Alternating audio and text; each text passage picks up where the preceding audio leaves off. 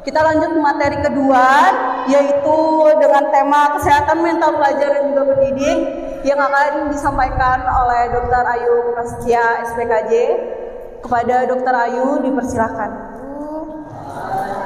Ya. Nah, teman-teman sekalian, adik-adik yang dicintai, izinkan saya berbagi materi ya, sharing ya, tentang bagaimana sih seharusnya kita bisa mendapatkan ketahanan mental nih.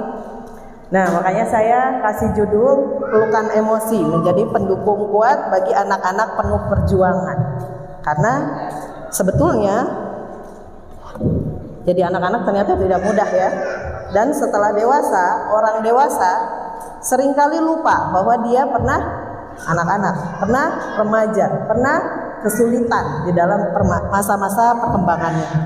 Ini temen ini ya, dekat tinggalinya, kelihatan nggak?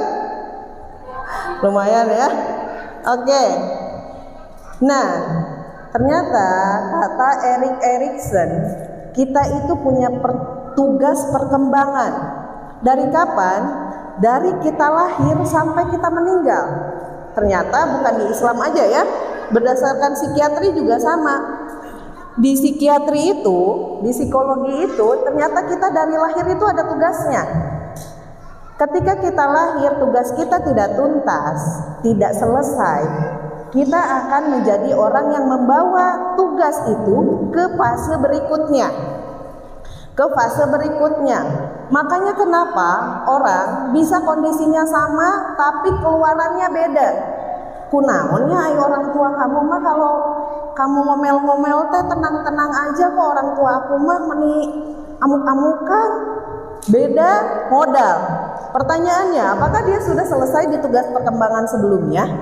Apa sih tugas perkembangan? Dia adalah rangkaian tantangan psikososial nih yang harus diselesaikan setiap individu ini biar bisa berkembang secara sehat, secara emosional, sosial, dan moral. Dia bisa menjadi pribadi yang tenang, dia bisa bersosialisasi dengan baik dengan orang lain, dan dia bisa bermoral. Nah, jadi pada fenomena saat ini yang kita lihat, kok banyak orang gak bermoral, pede-nya di medsos teh, gitu ya. Udah tahu ngedudukin kursi ibu hamil, diminta pindah gak mau, dibelain sama netizen. Hati-hati, jangan-jangan tahap perkembangannya gak selesai. Ketika dia jadi anak kecil, dia adalah anak yang tidak bahagia. Jadi dia tidak menghargai ibunya. Buat dia, ibu hamil tidak penting.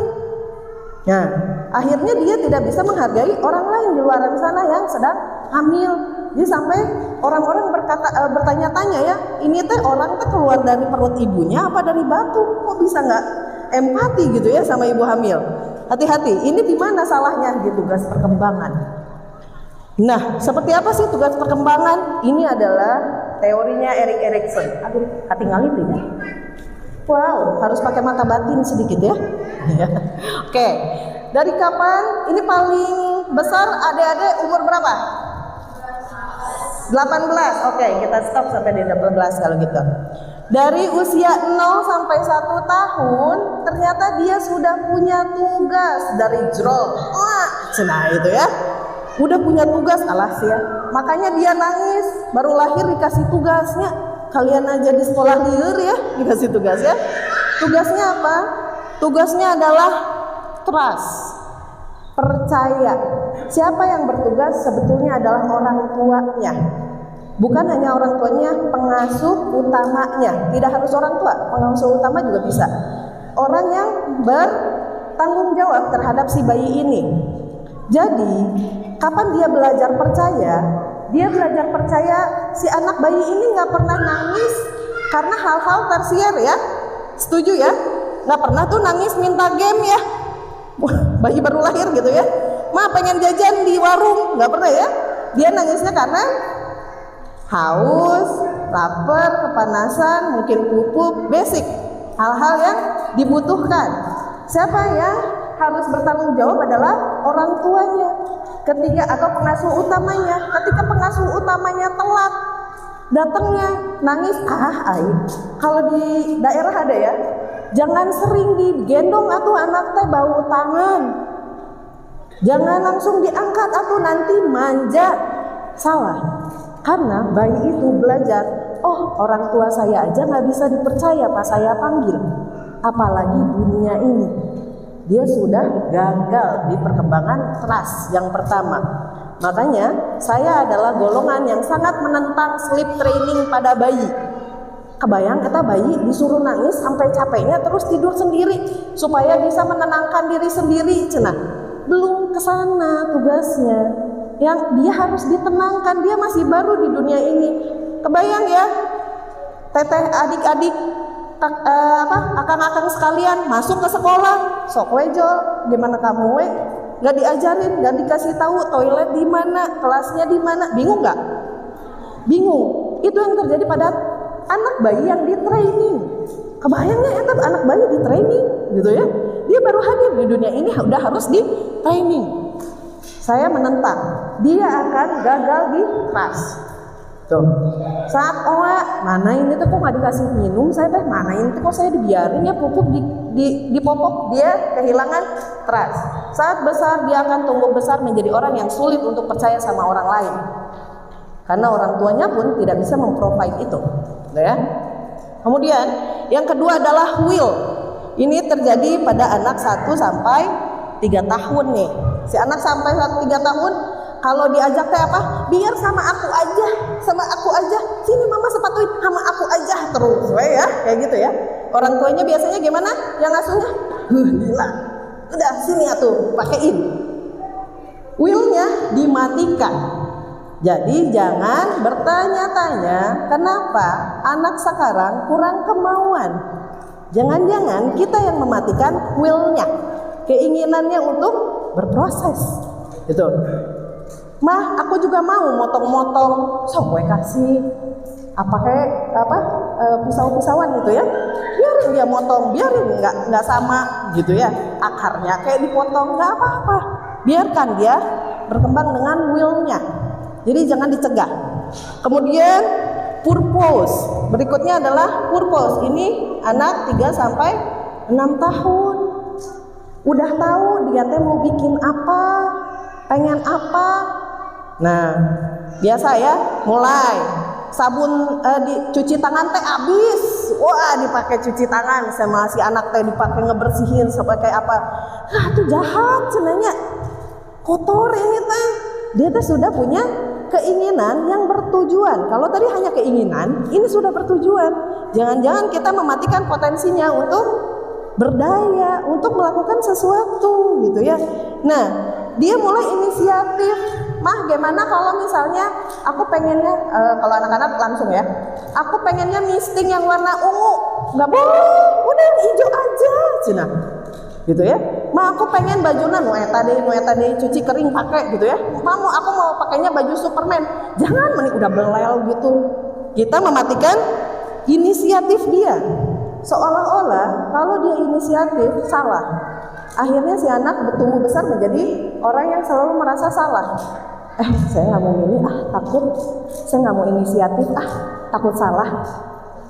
Ya, ibunya luar biasa udah muter di rumah ya, kerja ya, kayak apa? Tidak inisiatif untuk dibantu. Karena apa? Ketika dia kecil, inisiatif nggak boleh. Akhirnya timbul perasaan bersalah. Akhirnya si anak berpikir bahwa ya udah nggak usah inisiatif saya mah. Kalau disuruh gue, kamu teh kunaon atau mau disuruh gue karak gue gitu, gerak gitu ya. Padahal dulunya dia inisiatif, kitanya tidak memprovide itu. Hati-hati. Kemudian berikutnya 7 sampai 11 tahun ini adalah industri, atau di sini si anak sudah pengen menciptakan sesuatu, sudah pengen berkarya. Dia berkompetensi, ya, sama temennya. Betul. Terus itu mah bisa ya. Aku mah kayaknya nggak bisa deh. Udah sirik-sirik kalau teh beda-beda orang mah, ya, gitu ya. Bukannya di profile. Kenapa nggak diajak ngomong? Kadang-kadang kamu kayaknya dia bisa, kamu nggak bisa. Apa sih yang dari dulu kamu nggak punya?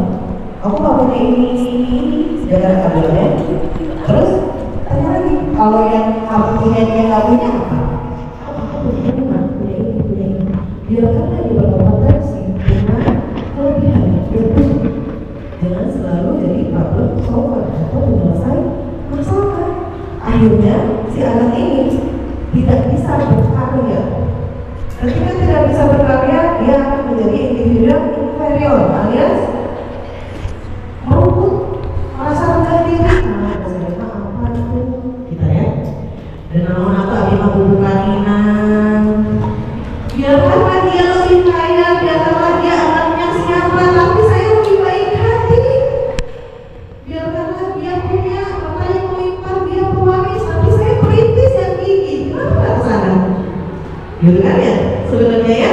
Jadi segala sesuatu itu harus kita provide supaya si anak ini bisa berkompetensi. Dan masuklah ke dosen atau ke remaja ini di fase kalian. Fase kalian tugasnya apa? Tugasnya adalah fidelity. Fidelity itu apa? Kesetiaan. Di mana kesetiaan ini di mana? Aspeknya sangat luas. Setia menjadi diri sendiri, setia menjadi gender yang kita jadi anak Allah jadikan kita untuk itu. Gitu. Nah, di sini penting sekali. Cara yang paling penting adalah role model. Karena di sini adalah identifikasi berjalan. Kebayang kalau misalnya di rumah orang tuanya aja gonta gaji, orang tuanya bukan role model yang baik, ibunya tukang teriak sama bapaknya main fisik sama ibunya. Apakah ini yang kita inginkan anak-anak kita untuk jadi seperti itu? Bukan. Karena ini adalah sebenarnya untuk bercermin. Kenapa sekarang LGBT banyak? Karena di rumah mereka nggak punya panutan. Jadi kata bapak saya berbuat baik, ibu bagaimanapun ibu itu bagian dari dirinya. Akhirnya si anak bilang bahwa kalau saya jadi laki-laki, nggak saya jadi perempuan, laki-laki saya sama. Dan si ibu, wah ada ibu yang begitu sukses sebenarnya punya uang lebih banyak daripada suaminya, diinjek-injek bapaknya. Jadi laki-laki itu nggak punya power ya? Apa-apa, saya mau jadi laki-laki. Akhirnya suaminya jadi perempuan. Hati-hati dengan ini. Jadi teman-teman saya pikir, kalau role model kalian di rumah adalah bukan role model yang baik, cari role model yang baik. Kalian bertumbuh untuk menjadi orang yang kalian inginkan. Mulai dari sekarang, tugas kalian adalah berpikir, saya mau jadi orang seperti apa. Temukan role model itu di luar rumah, walaupun di rumah kalian nggak ketemu. Kalau ayahnya kalian lihat tukang tebu, apakah kalian ingin jadi tukang tebu juga? Kalau ibu kalian disiksa ingin aja, apakah perempuan pengen jadi perempuan yang seperti itu? Tidak. Kamu kan di luar sana, kamu kan role model yang benar. Kalau misalnya di rumah kamu tidak bisa dipakai, apa-apa. Itu bagian dari identifikasi kalian. Saya pengen jadi ibu yang seperti itu. Saya pengen jadi laki-laki yang seperti itu. Cari role model. Ya, disinilah kalian bisa setia sama diri sendiri atau enggak. Oke, nah berikutnya di dalam tahap pengembangan ternyata nggak semudah itu ya. Ini adalah suatu penelitian, dibilangnya adverse childhood experience, di mana ternyata ini secara penelitian faktor-faktor ini mengganggu pertumbuhan anak secara emosional dan secara fisik. Dua-duanya terganggu. Ketika apa? Anak dapat kekerasan fisik, emosional, dan seksual. Saya penelitiannya tentang kekerasan pada anak terkait dengan ide bunuh diri. Tahu nggak teman-teman?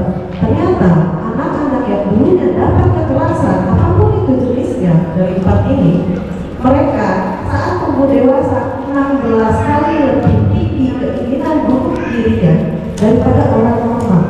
Ketika pembelasan gitu. Karena kenapa? Orang tua tidak bisa menyampaikan pesan pada anak bahwa dia berharga. Gagal. Kalau orang tuanya aja menganggap si anak ini tidak penting, dia berpikir apalagi dunia. Apa kabar dengan dunia? Mereka nggak butuh saya, orang tua saya juga nggak butuh saya. Hati-hati ya. Dan tapi jangan sedih. Ternyata bukan cuma orang-orang yang dengan orang tua yang tidak baik nih pola pengasuhannya, atau tidak, saya mah nggak punya orang tua dan saya mah beda modalnya. Ternyata tidak, ternyata sama saja. Ketika orang tuanya ada tapi pengasuhannya tidak baik, pengasuhan tidak baik apa? Anaknya diabaikan atau mereka secara menjadi pasangan tidak baik ya. Anaknya nggak bisa, pasangannya bisa. Ini adalah salah satunya masuk di dalam sini, pengasuhan yang tidak baik. Gitu. Jadi ketika mereka gagal menjadi pasangan yang unggul, itu sudah meninggikan atau meningkatkan resiko untuk menjadi anak yang kelainan jiwa ya di sini ya. Nah, termasuk orang tua yang bercerai atau di dalamnya, kemudian ada penyalahgunaan zat di sini, ada yang sakit jiwa di sini, gitu ya, atau bentuk lainnya seperti bullying kan ada di dalamnya, ada kemiskinan kah, ada diskriminasi kan di dalamnya. Jadi ini sama-sama modalnya sama untuk kesana. Nah, ini adalah penelitian yang mengatakan bahwa ternyata anak remaja yang piatu yang tinggal di panti ini lebih beresiko. Mereka itu lebih cemas. Cemasnya cemas apa? Jangan-jangan saya kalau punya teman saya ditinggalin karena tahu saya nggak punya orang tua. Jangan-jangan kalau saya punya pengasuh yang baik nanti saya ditinggalin kayak orang tua saya. Gitu ya? Lebih merasa kesepian, lebih merasa marah. Kenapa ya? Kok paling berat kan? Paling berat adalah dia menyalahkan Tuhan. Kenapa ya orang ini saya? Emang salah apa sih? Marah. Gitu ya? Merasa bersalah. Ini juga berat. Saya pernah melakukan pasien, dia pertanyaannya, emangnya dok saya setidak layak itu ya untuk dicintai? Oh, kedua orang tua saya meninggal. Coba, enak. Meninggal, sesuatu yang nggak bisa kita kontrol, tapi dia merasa bersalah. Jangan-jangan kalau mereka akan bukan saya, mereka masih hidup mungkin happy. Gitu ya? Merasa pesimis, pada akhirnya merasa rendah diri, merasa tidak capable. Tergantung kalau orang lain tuh kayak gitu, saya mau gini, kayaknya tuh saya nggak akan sukses deh kesannya ya. Oke, tapi apakah benar anak-anak mental tadi nggak bisa punya ketahanan mental yang sama kuatnya dengan orang lain? Bisa, ternyata kalau pertama resikonya ditiadakan. Kalau nggak bisa ditiadakan gimana? Dia dikasih aset. Siapa? Ya tadi, carilah role model yang baru atau pengasuh di sini mengasuh dengan penuh cinta, menggantikan orang tuanya, gitu ya. Dan anak-anak ini diberikan pengetahuan tentang dirinya, tentang kesehatan mentalnya, dan si aset ini pun ditentir, diberi pengetahuan. Ini akan menurunkan resiko untuk sakit jiwa, dia akan meningkat daya tahan atau daya juangnya, menjadi lebih adaptif kalau kita bilang ya. Nah, ini adalah faktor-faktor yang berpengaruh sama anak ya. Ya keluarganya, ya bisa aja kualitas pengasuhannya. Ada ibu-ibu, ada anak yang dibersamai sama orang tuanya 24 jam, ibunya kesana kemari bersama dirinya, tapi dia nggak suka sama orang tuanya. Kenapa? Nggak ada di situ secara emosional. Ibunya sibuk, kedubrak, tuh kan cek mamah ge naon? Mah lapar, nah beli we. Gini terus. Hati-hati, itu bukan kualitas. Anak itu tidak butuh waktu yang banyak, tapi butuh kualitas pengasuhan yang baik. Gitu. Dia akan lebih sakit hati ketika kita berada di situ tapi tidak hadir secara emosional, ketimbang orang tuanya nggak ada nih, sibuk, tapi tahu ketika dia pulang orang tuanya milik dia sepenuhnya. Itu akan jauh lebih dingin gitu ya ke hatinya, gitu ya. Interaksi sosialnya bagaimana, ada pengalaman traumatis nggak, ada dukungan sosial nggak, bagaimana perkembangan kognitifnya, ada genetik nggak, sebetulnya itu juga ngaruh ya. Dan ada media atau teknologi ini sangat berpengaruh saat ini ya. Tapi mereka punya resources untuk bertahan hidup. Mereka bisa berubah lewat apa? Lewat didukung dari kesehatan mental dan fisiknya, kemudian dari tadi basic need-nya harus dipenuhi, keperluan secara dasarnya harus dipenuhi, ada komunitas yang baik merawat dia, ada edukasi yang baik atau pendidikan yang baik. Oke. Tes.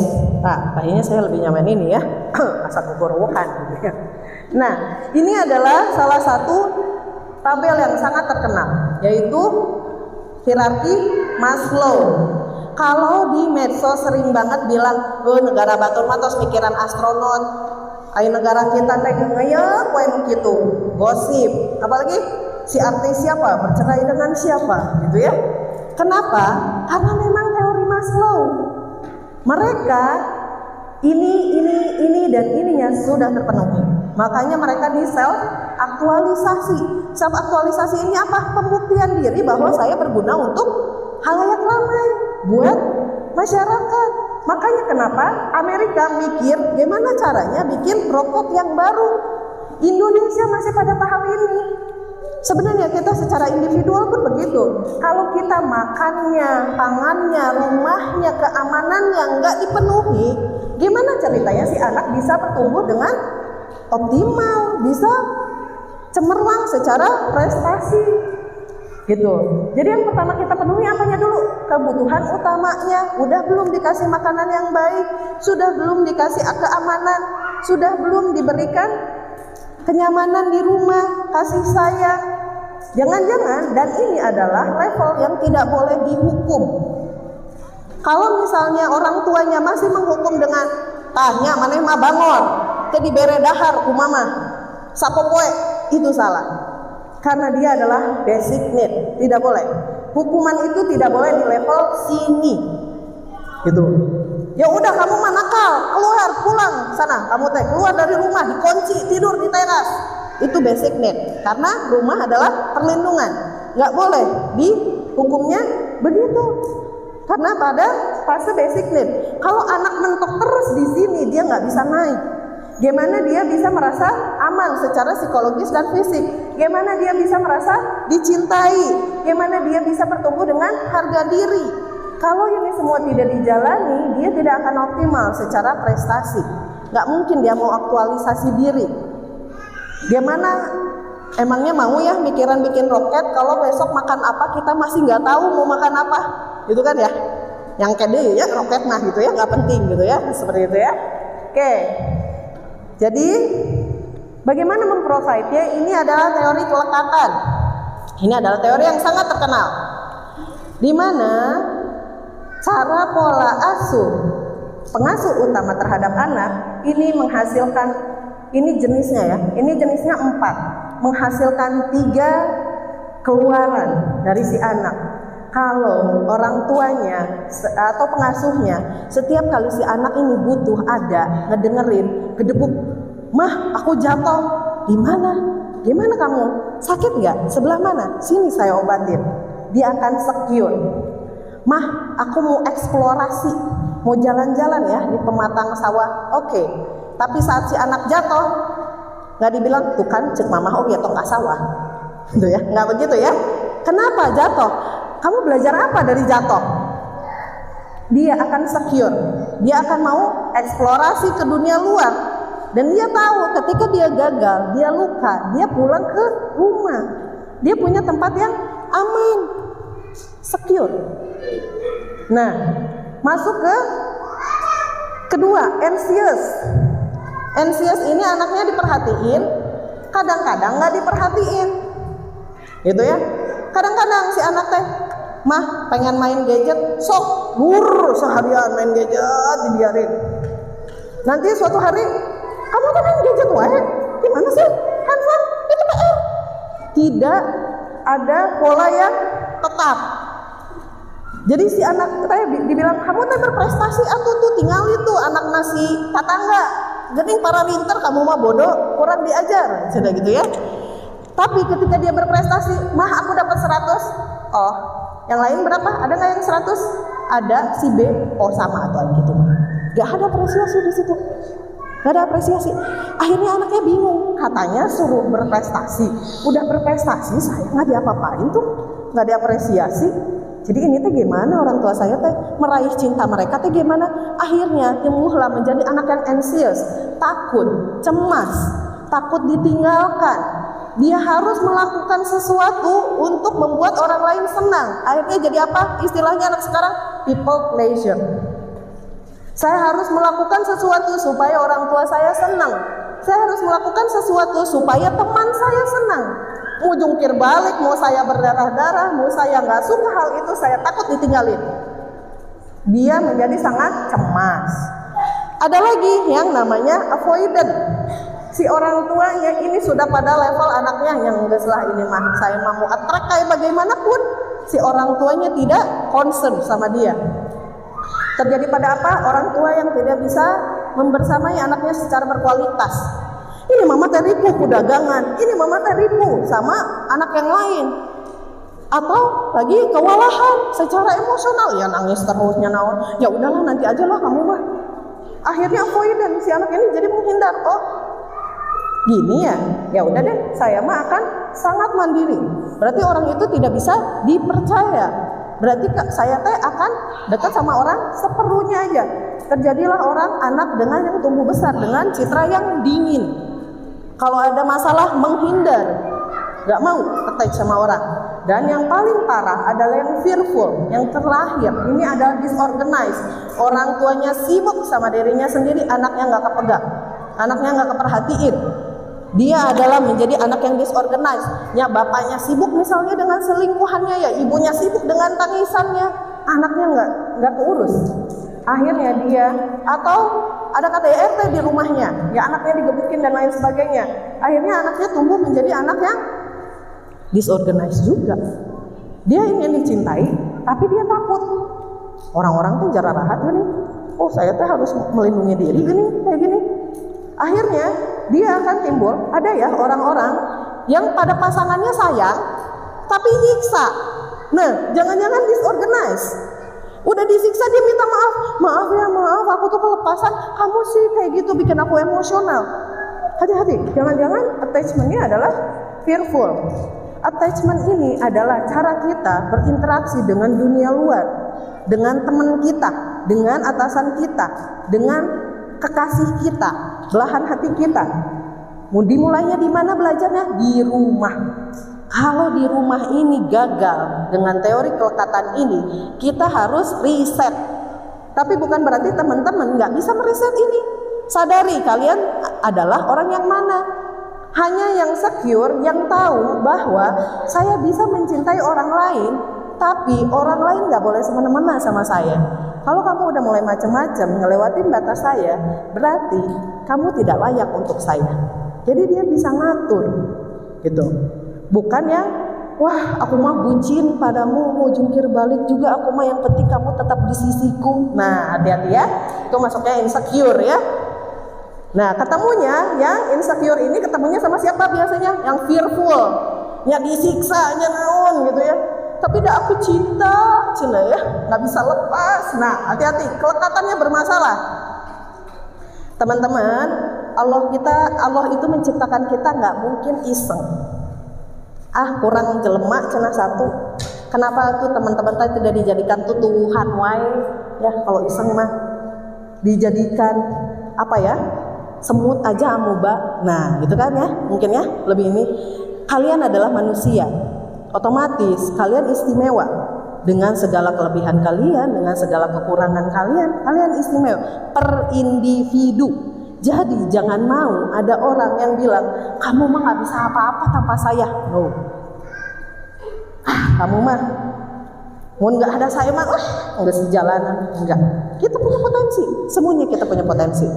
Jadi jangan mau digombalin kayak gitu sama laki-laki ya. Yang laki-laki jangan mau ya diporotin sama perempuan yang kayak gitu ya. Nah ya, jadi pahamilah bahwa kalian berharga secara individu. Sudah template-nya. Oke. Jadi apa nih yang harus dilakukan dalam pengasuhan, dan kalian pun yang mengalami trauma atau mengalami masa kecil yang tidak nyaman mungkin bisa melakukan ini. Yang pertama, realisasi. Sadari kita ada nggak di dalam keluarga yang tidak mendukung, yang kurang support sama kita. Sadari. Jangan denial, enggak lah itu mah mungkin kayak gitu aja, orang lain juga gitu. Nggak apa-apa. Sadari itu bukan berarti menyalahkan ya. Sadari bahwa mungkin keluarga saya tidak ideal. Kemudian Rekognisi ini sadari kalau ada orang pasien saya, ketika orang lain nadanya naik, walaupun itu naiknya karena kejepit, dia gemeteran, takut. Ternyata orang tuanya bertengkar terus di rumah dari kecil, gitu ya, gemeteran. Akhirnya pasangannya marah, apa sih kamu tuh yang gitu aja lebay, nah kesana. Padahal dia sedang tertrigger. Hati-hati untuk yang mengasuh anak-anak dengan trauma atau kalian yang mengalami trauma, kenali bahwa itu adalah tanda dan gejala trauma. Kalau kalian karena cetusan kecil aja yang tidak terjadi pada orang lain, kalian terjadi nih gejalanya, itu mungkin adalah trauma. Respon dengan, oh saya menggigil gini ya, cari pertolongan. Tolong dong tenangin saya nih kayaknya ke-trigger sesuatu deh nih. Ada sesuatu yang saya nggak suka. Kalau itu terus-terusan terjadi, cari bantuan ahli. Untuk pengasuhnya, temenin dia dulu. Bersamain, kamu kenapa? Kamu nggak tenang ya? Nggak apa-apa, ada ibu di sini, ada bapak di sini. Seperti itu ya. Dan resist re-traumatizing atau jangan kalau itu men-trigger traumanya kalian, tahu kalau kalian teh gampang marah karena itu, gampang menggigil nih, jangan kembali pada kondisi itu. Ya, kalau misalnya si pacar kamu ini bikin kamu selalu merasa takut, kok saya nih nggak bisa keluar, kok saya merasa terancam, kok saya terasa posesif, ya jangan balik lagi sama dia, gitu loh, ya. Itu resist re-traumatizing. Dan ada baiknya dibawa ke ahli ya, ke psikiater, ke psikolog, seperti itu ya. Dan bagaimana sih mensupport anak-anak dengan kelompok rentan ini? Yang pertama itu yang harus ada adalah keamanan. Pada teman-teman, ketika kalian merasa tidak aman, carilah tempat di mana kalian bisa aman. Ini bisa disubstitusi. Kalau kalian amannya bersama guru-guru kalian, datanglah ke sana. Sama kelompok ngaji, di masjid kah, cari tempat yang aman. Aman ini secara emosional, secara fisik gitu ya, secara kebutuhan. Kemudian tadi ya, kalau ada trigger perhatikan. Tujuannya apa? Tujuannya supaya kalian bisa berkembang dengan optimal. Kalau kalian tidak merasa aman, Maslow tadi ya, kalau nggak aman kita nggak akan pernah bisa naik ke atas, tidak bisa pernah menunjukkan potensi. Kemudian berikan kepercayaan dan transparansi Bapak Ibu pada anak-anak kita. Jangan selalu dipilihkan, kamu mah nyahonawan, pokoknya mama yang tahu yang terbaik mah, aku yang tahu terbaik mah, kamu tahu aja, ikutin aja. Salah ya. Ini harus berikan kepercayaan pada mereka. Tapi aku maunya A, ya udah biarin. Tapi A kita tahu selama itu tidak membahayakan dia ya. Kalau misalnya, ma aku hayang kagawir sawah, kapepatang sawah, selama kita tahu ya paling ngegudubra juga sedikit kan ya, jatuh sedikit. Nggak boleh nanti kepleset, tapi pengen, ya udah biarin aja kepleset. Kalau kepleset ibu-ibu apa? Tahan cek mama, oke naon ya keluar ya. Kepleset jatuh, oke, kamu belajar apa dari situ? Jatuh ya? Gimana tadi? Licin ya? Kayak gitu licin teh namanya nak. Jadi kalau kamu ke pematang mungkin aja jatuh, itu kan seperti itu ya. Jadi berikan kepercayaan dan transparansi. Kalau memilihkan sesuatu buat dia, kasih tahu reasoningnya apa. Kalau mengarahkan si anak ini buat apa, kasih tahu itu teh buat apa, gitu ya. Kita seringkali mengatur anak, udah nurut aja. Nurut aja itu sangat powerful. Tapi apakah dengan nurut, maukah Bapak Ibu ketika si anak kita sangat penurut, dia nurut juga sama laki-laki toksik? Mau nggak? Sama perempuan yang mau memilikinya doang, mau nggak? Enggak kan? Ini sangat penting. Bukan hanya nurut, tapi dia mengerti kenapa dia harus menurut. Nah, ini kan apa ya? Kayaknya kita tuh harus pindah ke kota. Mama tahu mungkin bisa, tapi papa nggak bisa. Menurut kamu gimana? Bahkan Nabi Ibrahim pun dikasih wahyu sama Allah, disuruh nyembelih anaknya ya. Apakah langsung? Paling kamu Allah pokoknya dikecil gitu kan? Bilang, dia apa yang pertama dia lakukan? Bertanya. Saya dapat wahyu dari Allah bahwa kamu harus disembelih. Menurut kamu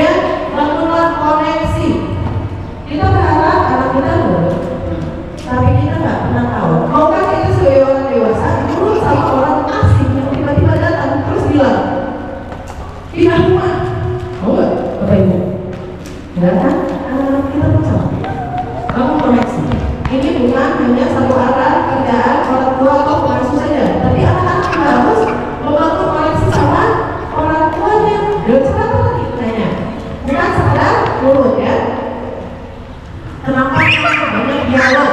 Jadi tempat pulangnya anak, kalau bisa tidak meledak-ledak tadi kita buat. Dan kakak-kakak sekalian, yang dosa itu bukan berbeda pendapat sama orang tua, jangan salah paham ya. Di kita ini seolah-olah kalau misalnya kita beda pendapat sama orang tua, doraka. Mereka turun sama mama, doraka aja. Itu kalimat yang tidak relevan. Apakah betul kalau kita nggak nurut sama orang tua otomatis jadi durhaka? No, tidak ya. Ya, Allah tuntut adalah muamalahnya, bukan perasaannya. Kita bisa nggak setuju sama orang tua? Kita boleh tidak sama pemikirannya sama orang tua, tapi kita harus bisa nyampein dengan mama yang baik. Mama aku lagi, kalau ini gimana? Pak, aku bawa ke sana ya. Aku maunya begini Pak. Itu boleh. Tetap dengan mamanya baik. Ini adalah awal dari koneksi. Mereka harus merasa terhubung dulu supaya bisa nurut, gitu ya. Dan kalau misalnya kalian adalah orang yang trauma, boleh dicari teman-teman dengan pengalaman yang sama, gitu ya, untuk berbagi supaya kalian merasa tidak sendirian, kalian merasa punya harapan, dan kalian merasa dimengerti, ada yang dengerin, ada yang disupport, gitu ya. Kemudian pembuatan koneksi. Nah, di sini para pengasuh biasanya seringkali mengambil alih. Si anaknya pokoknya diurusin tahu beres. Ini mematikan potensi mereka. Kalau dari kecil, biarkanlah mereka pakai segala jenis pulang kembali. Biarkanlah mereka tali-tali sepatu sendiri walaupun lama. Pilih baju walaupun bagus. Biarin. Ini untuk melatih potensi mereka. Dan ketika mereka bisa mencapai itu, jangan lupa untuk mengapresiasi. Kita orang tua Indonesia terlalu sering kalau anak baiknya berapa guna itu bagus. Tapi saat kita berprestasi, anak kita berprestasi, kita lupa mengapresiasi mereka. Bahwa mereka berdarah-darah di situ. Bahwa mereka mengharapkan senyum minimal. Oh masya Allah anak mama hebat. Oh masya Allah, makasih ya. Akhirnya kita berusaha. Ma, ini merah aku teh ada 2 tetap merah. Ih, masya Allah dari 10 baru tinggal 2. Nah, kita usaha lagi ya supaya si boy ini bisa jadi lebih baik. Itu yang apresiasi. Seringkali orang tua ini kalau tidak hasilnya baik, gagal. Dan itu bapak ibu. Kalau dia sudah berproses itu sudah berhasil namanya. Nah itu proses saja, betul ya? Sebenarnya ya.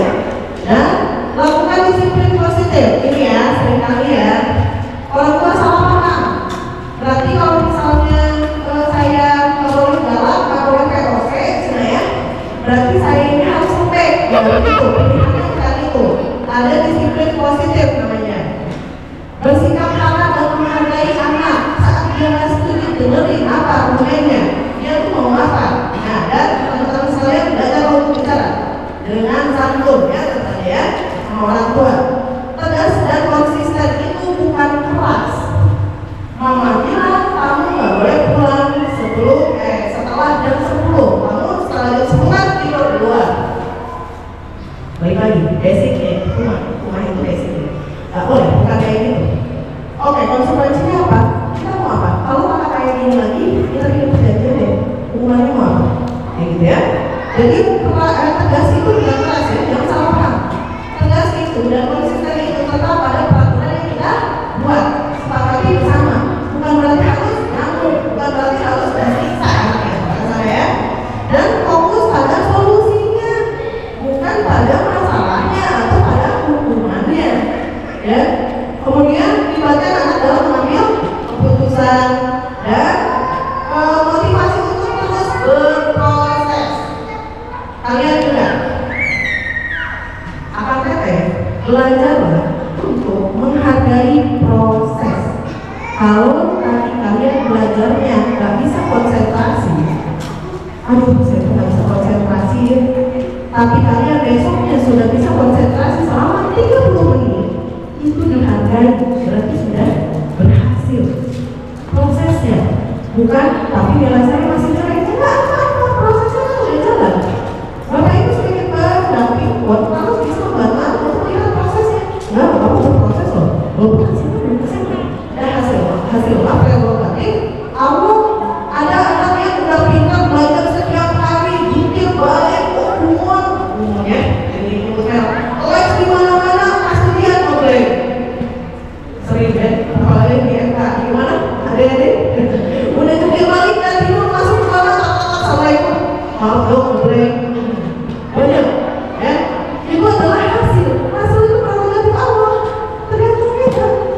gitu kan ya?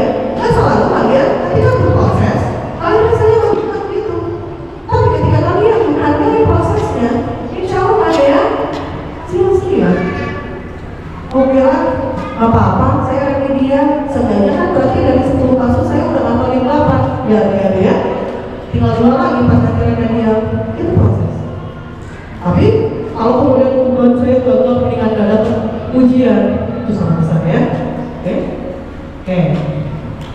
Jadi apa yang bisa diambil untuk dapat menjalankan terus perkembangan ini butuh pendampingan dari Bapak Ibu ya, untuk membangun rasa aman, percaya diri, identitas yang sehat. Kalau misalnya timbul kecemasan, timbul kemarahan, rendah diri, ini bisa diatasi dengan lingkungan yang aman, yang lebih sehat ya. Dan engagement ini perlu dilakukan agar si anak stabil dan terpenuhi kebutuhannya ya, untuk menguatkan. Pesan utamanya adalah perubahan emosi ini berarti kita hadir secara utuh, konsisten dan penuh empati untuk bantu anak bertumbuh di lingkungan kita. Seperti itu ya. Nah, sekarang saya mau minta tolong teman-teman adik-adik ambil kertas ya. Atau kalian mau kertas nggak? Bawa, silahkan keluarkan kertasnya, pulpennya. Yang lagi-lagi bawa nggak? Bawa. Sekolah dan Naon atuh? Bawa ilmu pengetahuan udah di dalam kepala gitu ya. Silahkan. Dan untuk para pengasuh silahkan mengikuti juga. Udah? Sudah siap? Keluarin pulpennya dan bukunya. Saya minta akang teteh sekalian dan bapak ibu pengasuh untuk membayangkan, untuk akang teteh ya, bayangkan diri kalian 10 tahun ke depan. 10 tahun ke depan. Kalau kalian sekarang berapa? 17. Berarti ketika kalian berumur 27 ya, 10 tahun ke depan.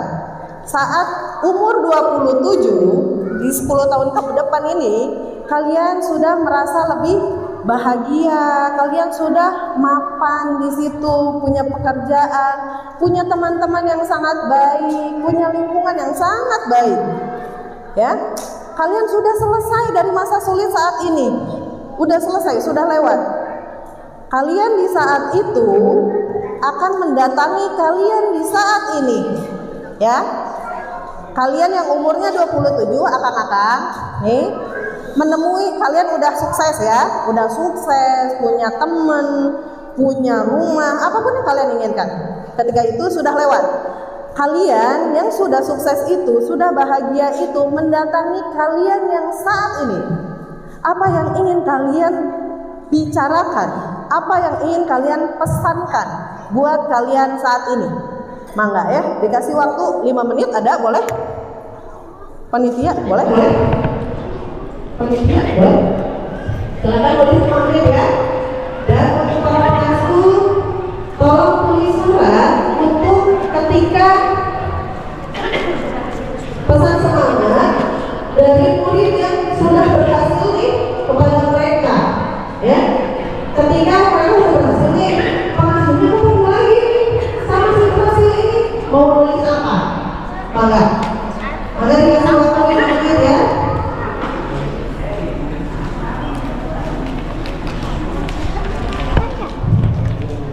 Ini kayak belum sore ya. Kalau aku sore aku bisa depan. Ya, ini kasih depan. Kalau aku yang sekarang, kamu nanti akan begini, nanti kamu begini loh ya.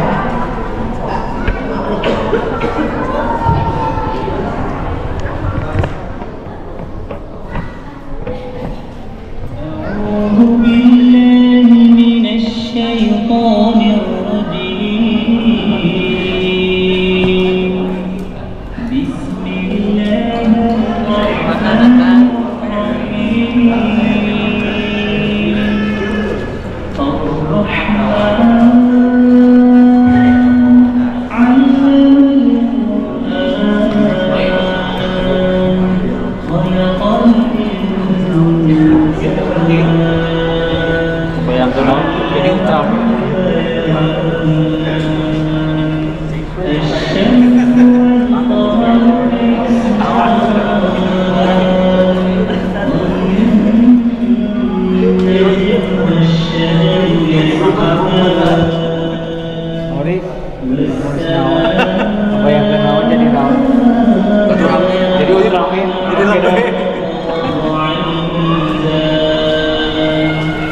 ألا تطغوا في الميزان وأقيموا الوزن بالقسط ولا تخسروا الميزان والأرض Yang laki-laki dulu ah. Nah, siapa nih yang masih takut menulis? Kayaknya dari hati banget loh nih. Mau maju? Oh belum beres. Kayak PR ya. Ada yang mau maju nggak? Yuk. Enggak. Kenapa tuh? Stigma ya di kita ya, laki-laki kita nggak boleh punya perasaan. Hai giliran nggak punya perasaan, perempuannya bilang dasar kamu nggak punya perasaan gitu ya. Nggak apa-apa. Laki-laki juga punya perasaan.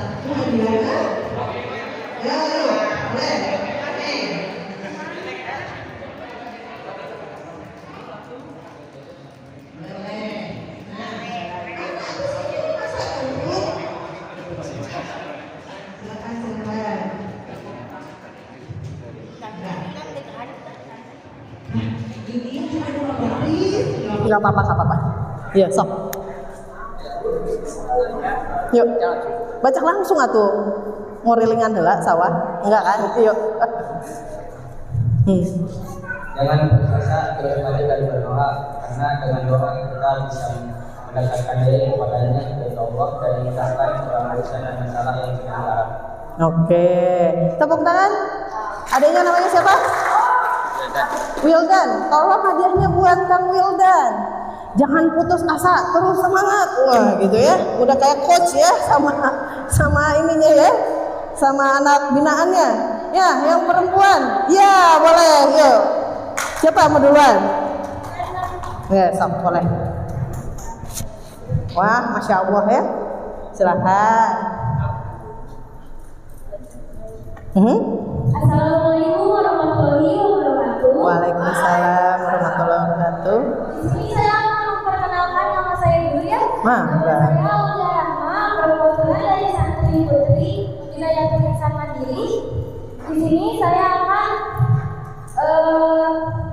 Sharing, berbagi. jika saya berumur 27 tahun, misalkan saya sudah menikah dan mempunyai satu anak perempuan. Di sini saya akan mendidik dia dengan baik dan memberi kasih sayang yang penuh agar anak saya itu tidak terjerumus dengan pergaulan yang bebas. Intinya anak saya tidak akan mengalami kurang kasih sayang gitu. Mungkin cukup sekian. Oke. Terima kasih. Mohon maaf bila salah kata. Assalamualaikum warahmatullahi wabarakatuh. Waalaikumsalam warahmatullahi wabarakatuh. Teteh, silakan. Terima kasih ya sudah sharing. Pengasuhnya ada yang menulis tidak? Ada yang menulis nggak, Bapak Ibu? Boleh sharing? Enggak ada? Dapat hadiah nggak cenah pengasuh teh? Dapat cenah Bapak Ibu, tapi dihadiahkan lagi nya ke anaknya gitu ya. Ada? Bapak mau? Boleh Pak? Mau Pak? Waduh. ya sudah ya. Nah, ini untuk apa sih? Untuk menyemangati kita teman-teman. Sebenarnya kita itu kalau bergantung sama penghargaan dari orang lain, kita nggak akan pernah selesai.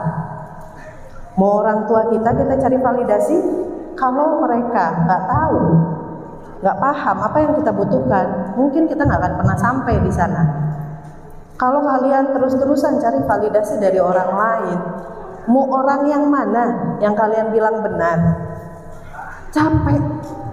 Padahal ada pepatah bilang ridho manusia itu adalah hal yang tidak mungkin, nggak mungkin.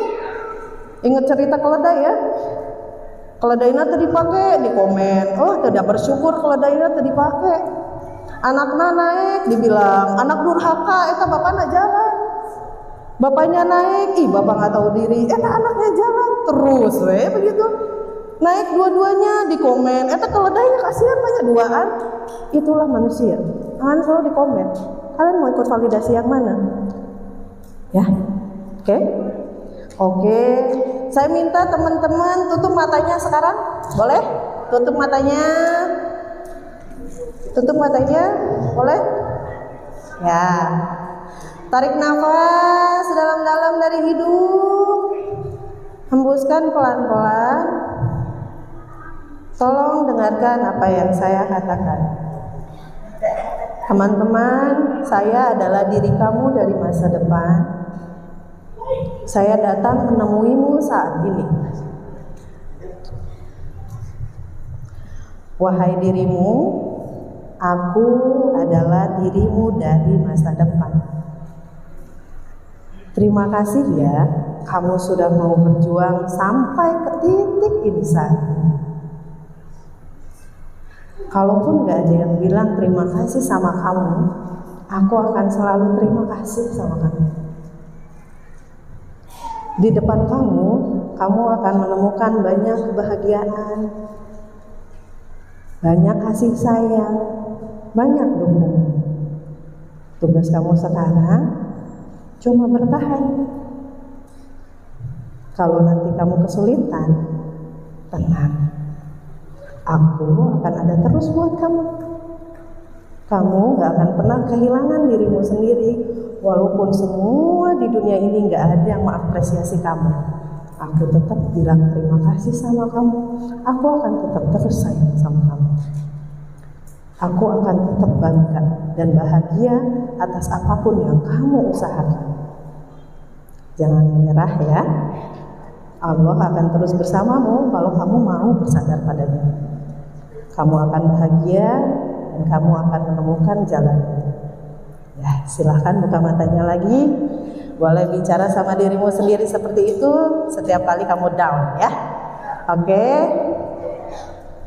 Sebagai penutup, Nelson Mandela bilang, orang yang gagal itu di dalam kehidupan ini adalah bukan orang yang gak pernah jatuh, gak pernah gagal, tapi orang yang berhasil itu adalah orang yang tahu caranya bangkit ketika mereka jatuh.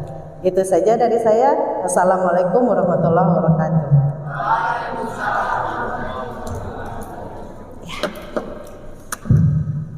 Terima kasih kepada Dr. Ayu atas materi yang sangat bermanfaat ini, yang banyak memberikan pelajaran buat kita semua. Oh, saya boleh pulang. Ya, mungkin kita kembali untuk sesi diskusi dan tanya jawab adik-adik ataupun para pendamping yang ingin bertanya boleh bertanya. Anak tadi gini. Terima kasih kepada pembahasannya. Assalamualaikum warahmatullahi wabarakatuh. Waalaikumsalam warahmatullahi wabarakatuh. Saya di sini mau menanyakan, mungkin tadi kurang jelas, kurang jelas dari soal kedua. Jadi mungkin tadi disampaikan, tapi saya kurang nangkap gitu. Jadi ada anaknya di mana mulai kami, dia itu senangnya melukai fisik, karena dalam buku atau karena itu bagaimana cara penanganannya, terus mungkin kenapa si anak punya seperti itu, terus kedua misalnya anak-anak yang usia 2 tahun, 3 tahun itu yang sulit dikendalikan, jadi maunya dipikir aja kan. Nah sekarang kita orang tua tadi akhirnya dia lagi ada keinginan itu, terus kita untuk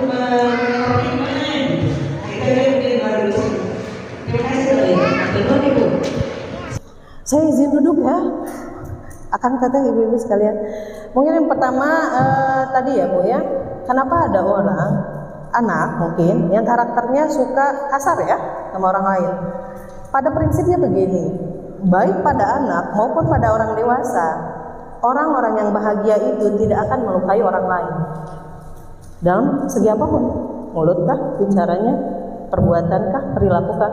Jadi kalau ada orang yang sering ngomongnya tajam atau bahkan menyerang secara fisik, berarti dia satu, indikatornya dia tidak bahagia. Itu dulu. Nah, ketika seseorang ini tidak bahagia, pilihannya dua, eksternal, mau keluar pelampiasannya, atau internal, mau ke dalam. Kalau keluar, dia menjadi anak yang pembuli, kasar sama orang lain. Ya tadi ya, bercandanya nggak lucu gitu ya, diserorokeun, batur teh gitu ya, kasar sama orang lain, menggunjing, ngegosipin orang, itu adalah tanda-tanda tidak bahagia. Kade, ibu-ibu yang suka ngegosip berarti kurang bahagia ya, cari kebahagiaan lain dari selain menggosipkan gitu ya. Nah, itu eksternalisasi, Bu. Kalau internalisasi, kita menemukan anak-anak yang cutting itu bikin barcode cina, Bu. Kalau zaman sekarang mah disayat-sayat citangan teh, kepala dijeduk-jedukin, ada yang rambutnya dicabutin sampai botak pasien saya, tangannya habis digini-gini. Itu internalisasi. Datangnya dari mana? Dari ketidakbahagiaan. Mungkin bisa cemas, bisa depresi, bisa bentuknya yang lain. Gitu. Stres yang sangat hebat. Sebenarnya begitu. Tapi si anak ini nggak tahu cara mengeluarkan secara sehat. Dia butuh apa? Dia butuh pendampingan sebetulnya. Kalau misalnya memang ini masih anak atau remaja ya, Bu ya. Butuh apa? Butuh didengarkan, Ibu. Dengarkan. Di kita ini yang mau dengar banyak, tapi yang mau mendengarkan ini sangat sulit. Apa sih bedanya dengar sama mendengarkan? Dengar itu kita pikir, saya mau jawab apa nih orang ini? Kayak saya mau cerita apa? Akhirnya terjadilah ketika anak curhat, "Mah, aku tuh kok dijauhin ya sama teman-temannya. Kamu mah hidupnya enak, kamu mau udah tinggal gini dulu mama, waduh nasib ya. Lewati lembah, mendaki gunung, bayar SPP aja harus jualan gitu ya. Kamu tinggal sekolah aja riweuh." Nah, aduh nasib. Akhirnya anaknya merasa tidak didengarkan. Painnya dia gimana? Apa kabar? Apakah dengan cerita itu rasa sakit hati anak ini akan hilang? No, tidak. Ma, ini teh gimana ya? Aku udah usaha sih, tapi nilainya kayaknya belum maksimal. Kemarin 50, tapi sekarang udah naik sedikit 70. Ari si kata kumaha sahabat kamu? Sabaraha? Kok dia mah bisa? Misalnya judgmental. Gimana rasa keinginan kita untuk mendengarkan dia? Beda. Kalau mendengar, kita pengen menjawab. Kalau mendengarkan, kita pengen memahami, Bapak Ibu. Ma, aku dijauhin sama teman-teman, sedih deh, Ma. Gitu, kenapa teman-teman ngejauhin? Pasti keluarannya adalah ingin mengetahui kejadian lebih lanjut. Apa sih yang dirasain anak ini? Terjadi apa sih? Itu mendengarkan. Itu adalah active listening namanya. Mendengarkan dengan aktif. Bukan malah aduh nasib. Inilah dimana proses si anak akan merasa dipahami tadi, terkoneksi. Oh iya ya, ibu saya peduli sama apa yang saya rasakan. Gitu. Jadi si anak ini butuh apa? Butuh didengerin, Bu, sebetulnya. Dia butuh apa sih? Karena kita nggak bisa tahu ya, Bu ya. Meskipun kita sudah lebih lama hidup dengan dia punya sumber daya yang berbeda, pengalaman yang beda, masa yang beda. Zaman dulu mah kita nggak ada medsosnya, Bu ya. Paling saingan sama saya sih tetangga sakampung gitu kan ya, paling ya. Ayo nanya, "Wah, si ini mah saingannya aja sama COC, mau kemana gitu ya, yang dia tuh kuliahnya, terus itu mah kuliahnya di MUS, di luar negeri, kemana gitu ya." Capek anak sekarang tuh, saingannya banyak.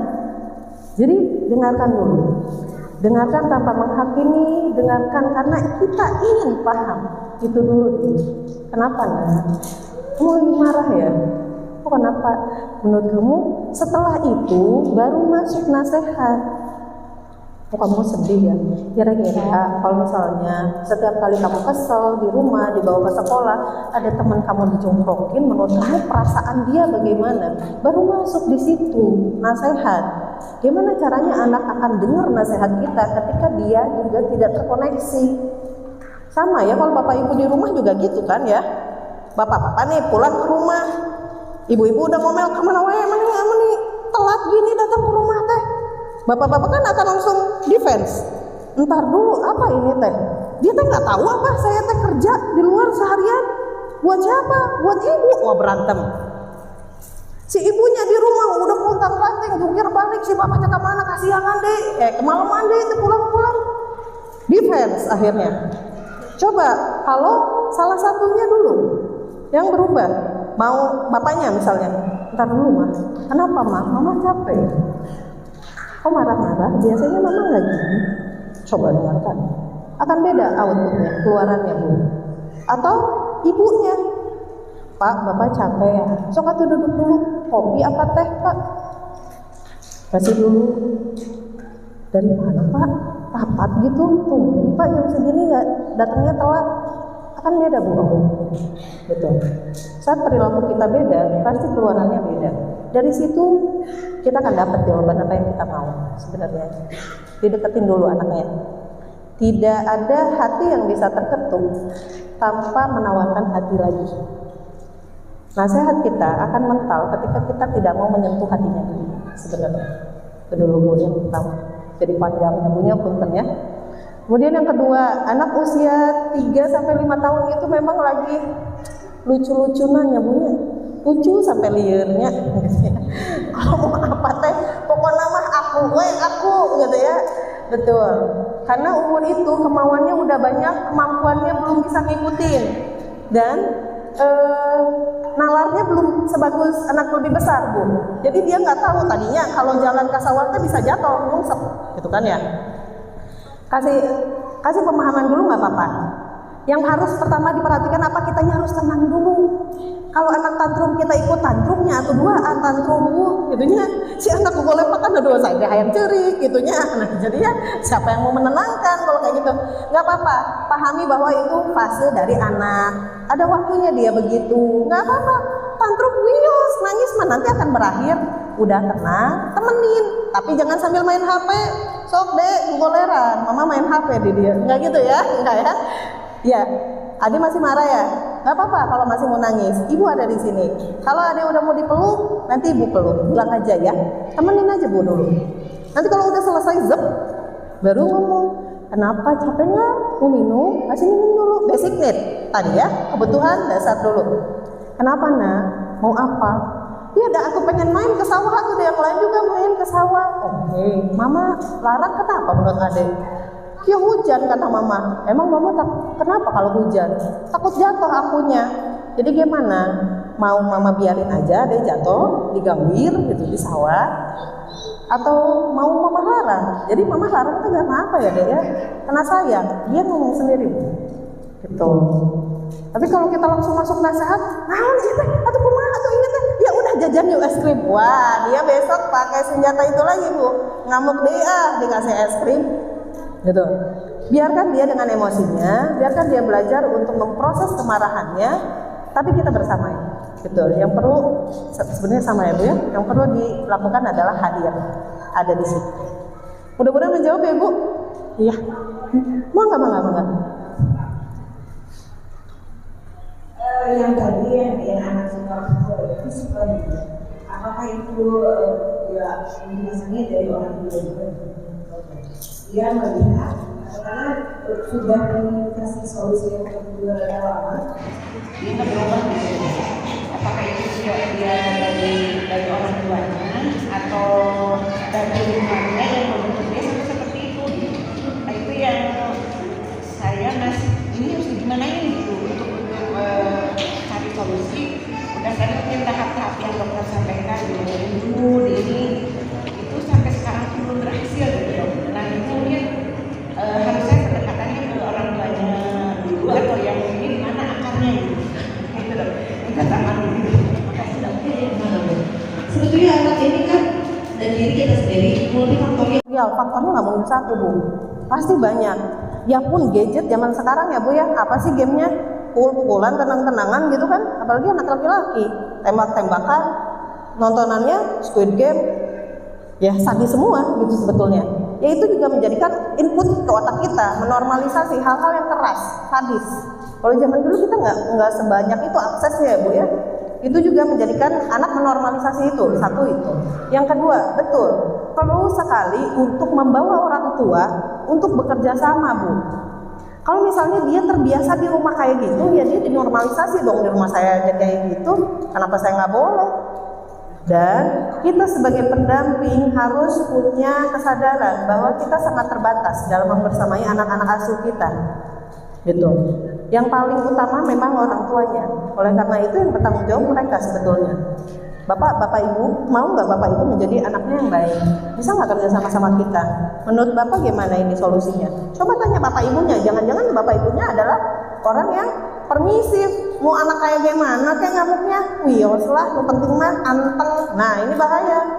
Ini bukan gentle parenting tadi. Bukan yang konsisten. Dia nggak ngasih tegas ya. Iyalah anaknya kayak begitu, bisa jadi. Orang tuanya memang harus dilibatkan Ibu Bapak. Seperti itu. Baik. Iya, sama-sama Bu. Ya, terima kasih dokter atas jawabannya. Mungkin ada yang lain yang mau ditanyakan lagi.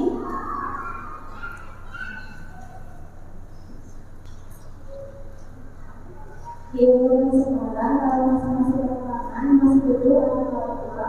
Tapi terkadang orang tua hanya mengatakan dan menuntut seperti apa yang telah diinginkan.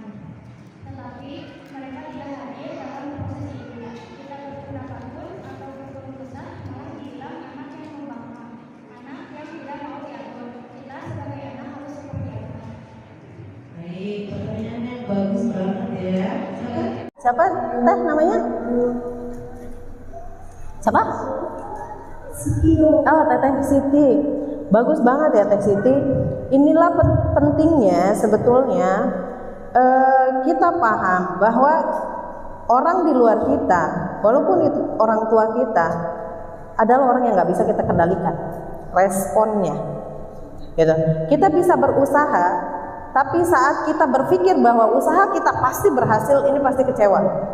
Saya udah ngomong, tapi kok orang tua saya nggak ngerti sih, gitu ya, seperti itu ya. Karena mereka pun diasuh dengan pola yang mungkin mereka lakukan saat ini, gitu. Mereka nggak pernah, nggak kayak saat ini ya teh ya. Parenting banyak, mau belajar banyak, tinggal baca, wah jauh sekali. Zaman dulu gimana bacanya? Buku aja belum tentu ada, belum bisa diakses, gitu ya, seperti itu ya. Jadi yang pertama adalah yang kita lakukan, sampaikan dulu dengan cara yang satu itu usaha kita ya. Aku pengen deh. Misal nih, nah si kakakmu dikasih wine koko, ayah aku enggak dibikinin makanan maksudnya. Ada pasien saya, dia selalu diinginkan hal sama orang tuanya, makanya doang, gitu. Padahal dia adalah anak paling mandiri di rumah itu. Dia nangis-nangis, dong saya mah anak berikan saya udah, padahal saya udah berusaha supaya saya tidak menyusahkan orang tua saya. Pernah nggak ngomong? Nggak pernah, gitu. Ngomong dari sana yang satu, akhirnya dia memberanikan diri. Apa jawaban orang tuanya? Mama nggak tahu, kamu kan pengen dibikinin. Mama pikir kamu sudah mandiri, udah bisa pilih makanan sendiri. Si teteh nggak segala, saya udah diurus, makanya mama bikinin. Orang tuanya nggak tahu kan? Kita juga pengen digituin, gitu. Akhirnya orang tuanya berubah. Itu yang berhasil. Gimana ceritanya kalau tidak berhasil? Nggak apa-apa. Setidaknya kita sudah berusaha. Dan kalau sudah tidak berhasil itu, siapa yang harus bertanggung jawab memberikan apa yang kita butuhkan? Coba.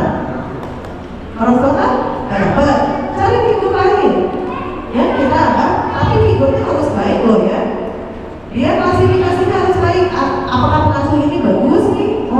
Suami ini bagus nih. Secara sehari-hari juga baik. Kayaknya aku kan nggak pernah dapat apresiasi, boleh nggak? Aku tuh ini loh, kita boleh. Itu kan saya pendamping yang baik. Kalau kalian nggak baik, kalau saya dapat juga, saya harus disadarkan. Terakhir adalah ini sendiri. Nggak bisa ya, nggak bisa kita selalu berharap capek kita diisi sama orang lain. Capek. Kita harus punya tempat sendiri. Gitu. Tulis, nggak apa-apa. Dear Siti, kamu hebat loh. Kemarin kamu 50, sekarang kamu 75. Keren banget kamu. Tulis, kamu apa kalau di muka.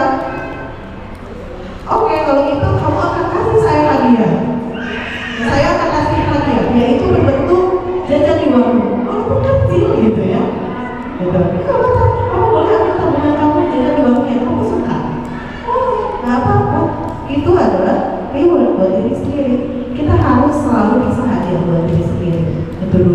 Kalau enggak ya kita akan terus kosong kalau carinya dari orang lain. Dan penting sekali untuk punya boundaries. Boundaries kan naon? Pedoman itu apa? Prinsip. Makanya kenapa Islam itu dibilang pedoman. Kalau kita mau terjemahkan Al-Quran dan hadis itu adalah boundaries kita sebagai umat Islam. Kita enak banget udah dikasih boundaries duluan sama yang di atas, kisi-kisi gitu. Kalau saya ngomong sama mama mengenai apa yang bisa dibutuhkan, tapi mama ngamuk, apakah itu salah berdasarkan Quran dan hadis? Padahal cara saya sudah sangat santun, salah? Tidak. Jadi ya nggak usah berhenti melakukan itu. Kok keluar aku rumah tadi tutup sih jadi kamu akan kalau tidak melanggar batas, melanggar boundaries, sudah ada hadis kan? Sudah ada Quran kan? Ya nggak apa-apa. Gitu. Tapi kalau kamu menyampaikan ngomel-ngomel, malah berselir tergilir gitu ya. Ya. Terima kasih dokter. Mungkin ada yang mau tanya lagi, satu pertanyaan lagi.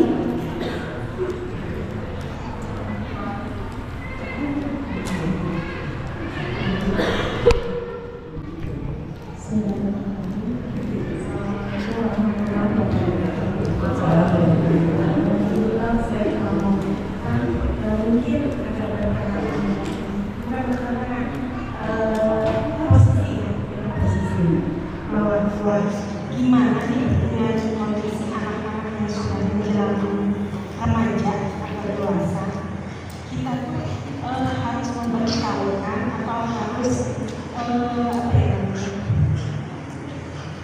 Jadi gini, kalau misalnya diberitahukan kan biasanya kalau anak-anak remaja itu suka penuh, gitu kan? Nah, ini bagaimana pendekatan kami sebagai orang tua itu supaya mereka bisa mendengarkan kita saling bicara, atau kamu maunya apa berdasarkan dengan peraturan yang ada berdasarkan di pondok ya. Jadi harus sesuai dengan peraturan yang ada itu bagaimana kita menyampaikannya supaya mereka juga bisa tangkap dan tidak penuh terutama itu. Itu aja yang mungkin. Terima kasih. Assalamualaikum warahmatullahi wabarakatuh. Saya mau nanya dulu Bu, setelah pundung ya ikut nggak sama peraturannya? Sambil ngomong? Tapi kata ikut? Pada akhirnya ikut? Baik. Nah, itu ya Bu ya. Ini point of view orang tua loh. Tadi kan point of view anak ya. Jadi aja mama-mama diajak ngomong ke kamu, bapak-bapak ngamuk. Kata orang tua aja kan, ya makin nasihatin dan ngamuk juga. Sama-sama tantrum ya. Nah, ini point of view dari orang tua nih, pengasuhnya. Sebetulnya Bu, yang pertama harus dilakukan adalah ajak baca bareng-bareng peraturannya. Dan tanya, setuju gak? Gitu. Enggak, saya nggak setuju, berarti nggak bisa sekolah di sini. Nggak bisa molok di sini. Ini sudah laku. Peraturan ini sudah dibikin, gitu kan ya, seperti itu ya. Makanya kenapa kita setiap kali download aplikasi harus nyetak terms and condition, apply, agree. Itu yang dilakukan oleh orang dewasa. Kalau menetapkan peraturan itu nggak boleh tiba-tiba, harus disosialisasikan dulu. Kita masih menjawab, tiba-tiba dia bilang, ini ya satu anak, kayak dulu apa? Kemarin ada satu anak, gitu ya. Bingung ya, kita juga gitu ya, sebagai orang dewasa, sama anak-anak juga. Itu harus kita lakukan dulu. Nah, peraturannya ini ya, memang harus diajak ngomong satu-satu. Ini begini. Oke, kamu setuju nggak? Walaupun ya kadang-kadang ada yang mau sembarangan aja, ya, aku setuju. Ya, tapi kan dia udah, dia tahu konsekuensinya akan ada dari persetujuan itu. Gitu, itu yang pertama. Yang kedua adalah, ketika dia melanggar, kita ajak ngomong. Masih ada nggak peraturan yang kita setujui bersama? Kan ini nggak boleh gini. Menurut kamu, tujuan dari peraturan ini kira-kira apa?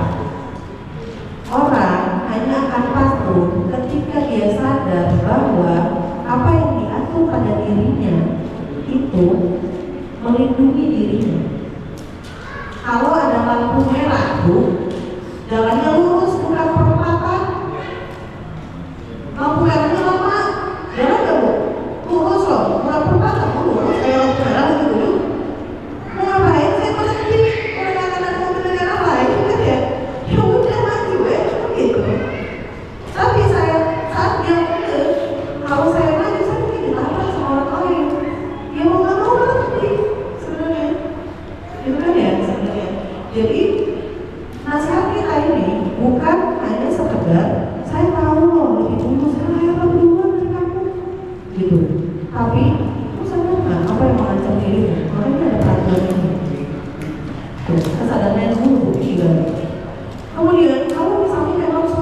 sadar, sudah kita ajak ngobrol baik-baik, sudah tukar pikiran, tapi dia bisa misu tetap nambah, itu adalah respon. Kembali lagi, respon orang bukan tanggung jawab kita, termasuk anak-anak kita.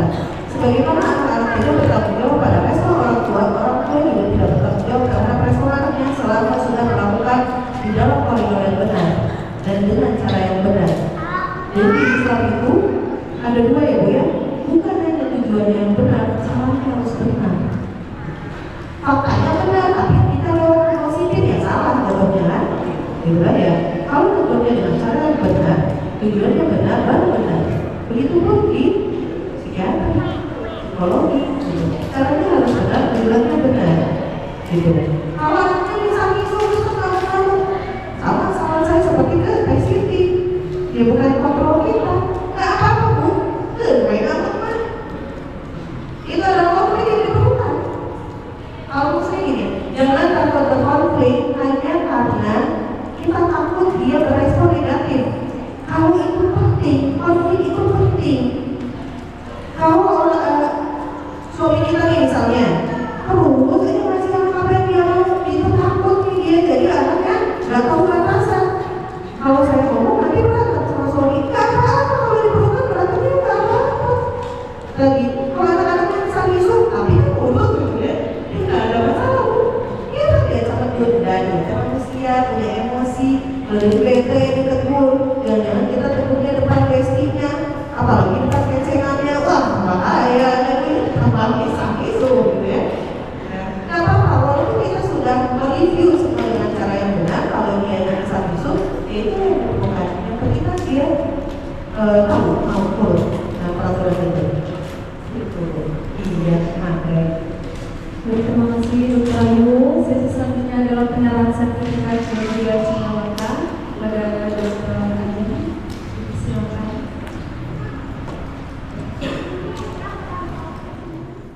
Isi tidak. Iya. Ya, 1, 2.